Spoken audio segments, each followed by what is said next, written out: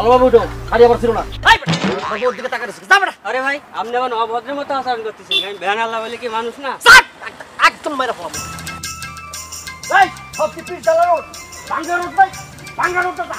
শোন, এদিকে ডান দিকে যাবি, ডান দিকে গেলে একটা ভাঙ্গা রোড আছে, ওদিকে যাবি আগে।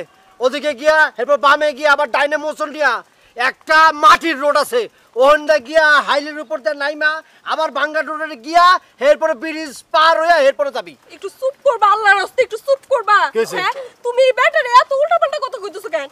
আমার বাড়ি হইছে সোজা রাস্তায়, সোজা গেলে 20 মিনিট লাগবে, তুমি বেকা সেকা ভাঙা রাস্তা কাদা রাস্তাতে যাইতে কইতেছো কেন? দেও ওয়াইফ, চুপ থাকো।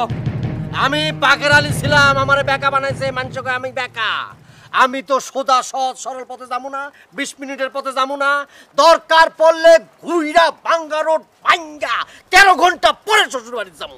ও এই শালাই তালি বেকা, তাই তো কই লোকটার আচরণ এমন কে? বেকা নাম শুনেছি, কোনোদিন দেখিনি। বেকা আজ আমারে ছাড়বো না, 13 মাইল পথ ঘুরেই শ্বশুর বাড়ি যাইব। আমার ভ্যান যায়, যাক জীবনটা নিয়ে পালাই। আমার বেকা কি ওই ওই কই গেলি? ওই ওই পয়সা না কাজ দেখো, আরো বেকামি করো, ভ্যানওয়ালার সাথে মন মজায় বেকামি করো। হ্যাঁ তোমার বেকামির জন্য লোক পালাইছে, এখন কি করবা? কোনো অসুবিধা নাই, ভ্যান ওলাই গেছে, তো কি হয়েছে? ভ্যান তো আছে, ভ্যান চালায়া শ্বশুর বাড়ি যাবো। হ্যাঁ তুমি ভ্যান চালার ইয়ামাবুত কি কয়, পুরাই তো পাগল হয়ে গেছে, পুরাই তো বেকা হয়ে গেছে। এই তুমি ভ্যান চালায় আমার বাপের বাড়ি যাইবা? এই মান সম্মান থাকবো? আরে কিসের মান সম্মান থাকবো? আমি কি প্রফেশনাল ভ্যান চালক?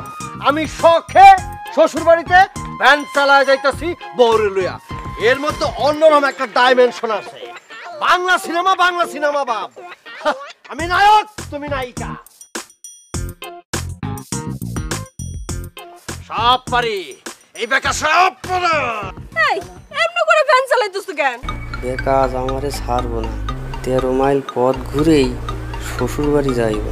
আমার ভ্যান যায়, যাক জীবনটা নিয়ে পালাই। আমার বেকা কি? ওই ওই কই গেলি? ওই ওই